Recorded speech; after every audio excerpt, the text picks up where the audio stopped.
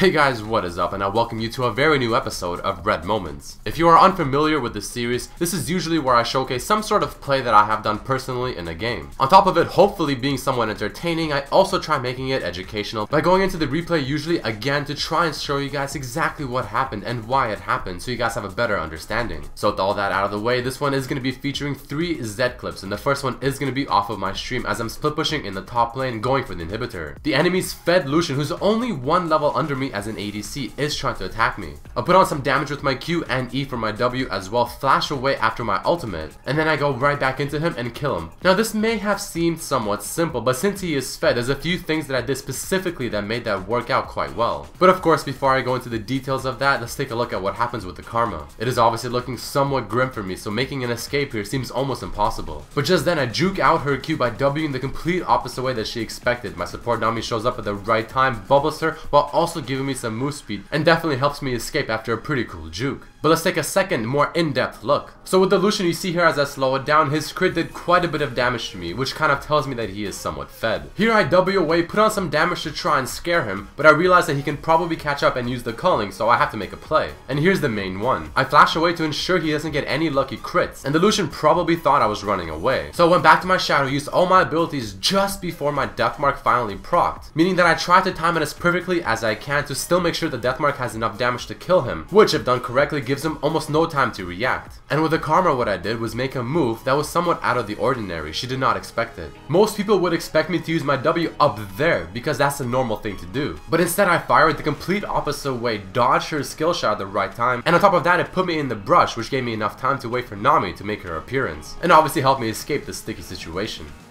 The second play I want to talk about in this video is something that some of you may recognize because it is somewhat of an older clip. But one of the great things about Z Ultimate is the fact that you can use it to dodge many abilities. All it requires is some great timing. So here I hope that the Malphite will actually dive me because I really wanted to try making this kind of play. And as he does it, I time my ultimate to dodge his ultimate, go back to my shadow so I don't get hit by Ziggs's Q, and then, even surprising to me, react to his flash E, which would have potentially killed me with my own W. I didn't have the luxury of killing the Malphite, but here I just show it that he does die regardless. So like the previous clip, let's take another look. As he's walking in, I'm trying to predict when he'll use his ultimate, and as I see it coming out, you see I use my ultimate as he's still flying. So whether or not he actually missed his ultimate, which is questionable, didn't really matter because I would have dodged it regardless. And there with the W, instead of running, I saw the Malphite decide to turn around and walk towards me, so I instantly used my W and happened to also dodge his flash E. So that clip there hopefully showcasing what you can really do with Zed's ultimate if you time it correctly. In this one I am going to be diving LeBlanc, and I'm trying to show you guys what you should never forget. And if you're playing against the Zed, well, you should also never forget. So it looked like it was a pretty bad dive at first, but luckily for me I was able to pick up the kill regardless. Taking another look, first thing to notice is the W I have right beside her tower that I used to get closer to LeBlanc after she wasted W. So I go ahead and engage with my ultimate, use my Q for some extra damage, and I get snared under the tower, not looking so hot. But notice where the LeBlanc has run away to. She naturally thinks she ran away from me, but she completely forgot my ultimate's shadow is right around that location. So since I remembered it is there, I just simply pressed R, walked up to her, used my E, and flashed out just in case. So she made a dive that could have went somewhat downhill for me, turned into a pretty good one. That's a really big tip that I always tell people whether they're playing Zed or against them. Remember his shadows. But that unfortunately is it for this video, guys. I do hope that you did enjoy it and also maybe learn something new.